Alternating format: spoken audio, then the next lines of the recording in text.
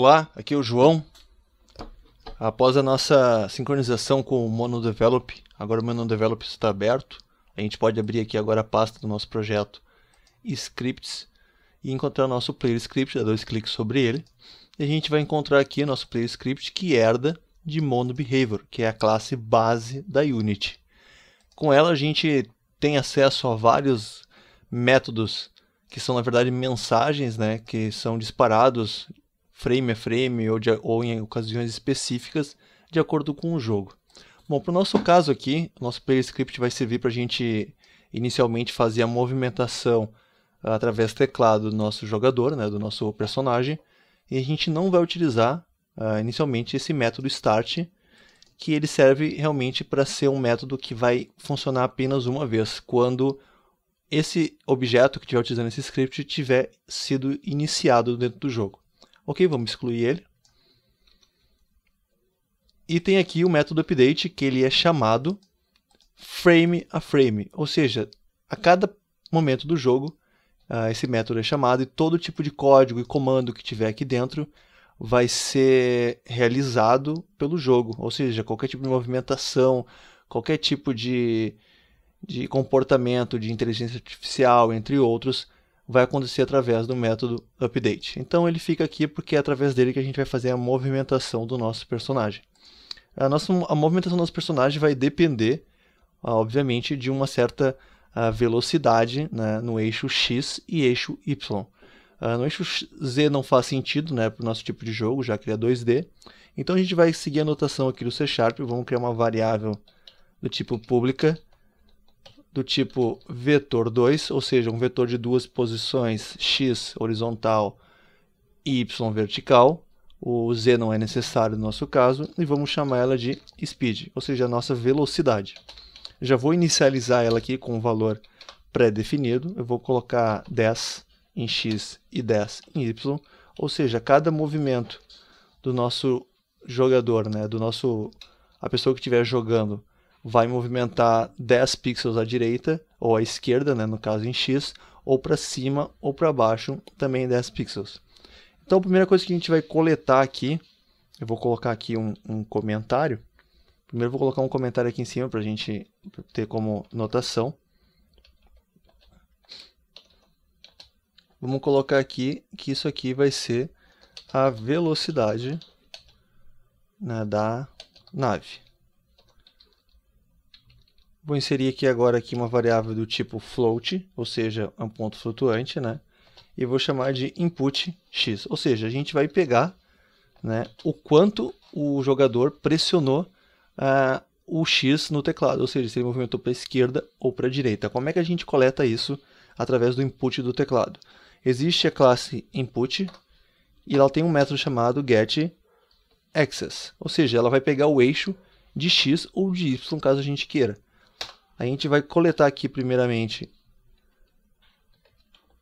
o eixo X ou o eixo Y. Vamos coletar aqui primeiro, então, o nosso eixo X. A gente vai pegar o quanto o jogador pressionou para a esquerda ou para a direita. Como é que a gente faz isso? Através de um comando só. A gente vai escrever aqui a palavra horizontal. Eu vou copiar essa linha e vou colar aqui, vou chamar de input Y. Esse cara aqui agora vai ser o vertical. Tá? Qual é a diferença entre eles? Como é que a gente coleta através desse nome o quanto o jogador apertou nas setas do teclado, para cima, para baixo, ou para a direita ou para a esquerda, ou no WASD do teclado? Como é que a gente faz isso? Bom, vou salvar aqui, né? Aqui no caso é o Command S no Mac, não esqueçam nunca de salvar. Vou voltar na Unity. Voltando aqui na Unity, como é que eu faço para entender como é que funciona esse horizontal e vertical? Isso aqui são configurações pré-definidas pela Unity que a gente também pode adicionar. Como é que a gente encontra elas? A gente vem aqui em Edit, Project Settings, Input. Chegando em Input, a gente abre aqui Access e a gente vai ver aqui que existem já 15 configurações pré-definidas. De cara a gente já encontra o Horizontal, vamos abrir aqui. Aqui, está dizendo aqui, que o negativo é o Left e o positivo é o Right. Ou seja, toda vez que a gente usa esse comando aqui, essa palavra horizontal, poderia ser qualquer outro tipo de palavra, foi usado essa. ou seja, são movimentos na horizontal. A gente pode utilizar o left do teclado, a seta, né? O right, a seta à direita, o A ou o D, que ele vai coletar para a gente se é negativo ou positivo a nossa movimentação. Mesma coisa para o vertical. Ele vai pegar o down e o up das setas e o S e o W. Bom, vamos voltar aqui no mono. Voltando no mono agora, a gente vai criar um tipo de movimento para o jogador de acordo com o que ele está, né, solicitando através dessas duas variáveis aqui que a gente está coletando do input do teclado.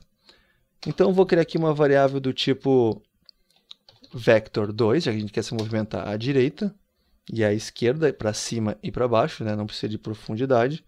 Vai ser o new vector2, que ele vai utilizar o seguinte. Primeiro, ele vai ter a movimentação em x, né? Vamos colocar aqui float x, ele está esperando. Ele vai ser exatamente o input em x, o quanto o cara pressionou à direita ou à esquerda, né? Se vai ser negativo ou positivo, e vamos multiplicar isso pela velocidade que a gente desejou, que a gente configurou na variável superior ali no speed. Speed em x. Ok, vírgula. Agora vamos fazer a mesma coisa para o y. Input y vezes speed em y. Ok. Com isso aqui a gente vai ter a nossa movimentação. Não, vou apresentar aqui para vocês agora um outro tipo de método que não vem setado quando a gente cria a nossa... Acabei não colocando o nome da variável aqui. Movement. Ok. Que é o seguinte. Essa variável aqui, ó, vamos colocá-la como pública para a gente poder enxergar ela dentro de outros métodos. Digo não pública para ser vista fora desse script, né? Apenas ela vai ser uma variável global aqui, não uma variável só do método. Então vou colocar ela como private movement, vector2 movement.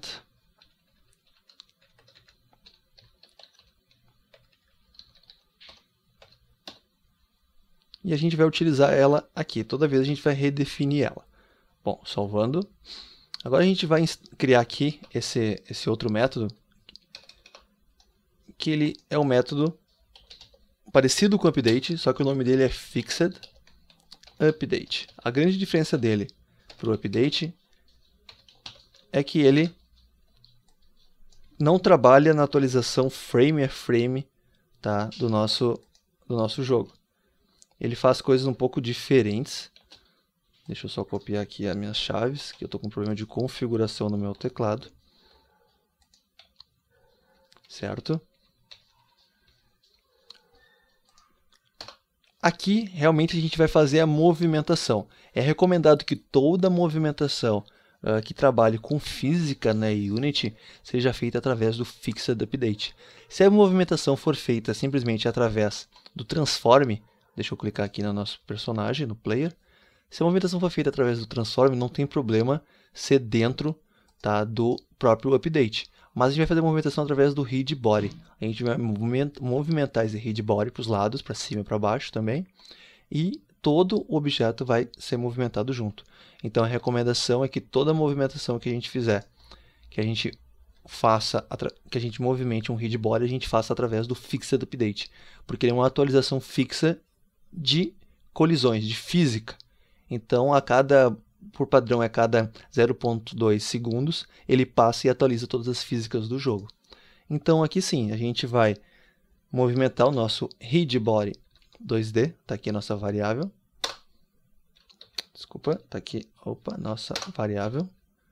E agora a gente vai aplicar uma velocidade a ela, que vai ser igual ao nosso movimento. Ok, salvando. Temos aqui a nossa... Deixa eu colocar alguns comentários aqui para a gente não se perder. Esse aqui é o movimento. Guarda o movimento da nave.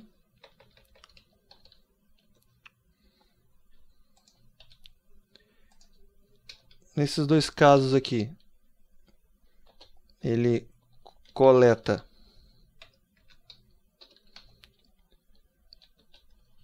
os eixos, né, de movimentação, eixos de movimentação.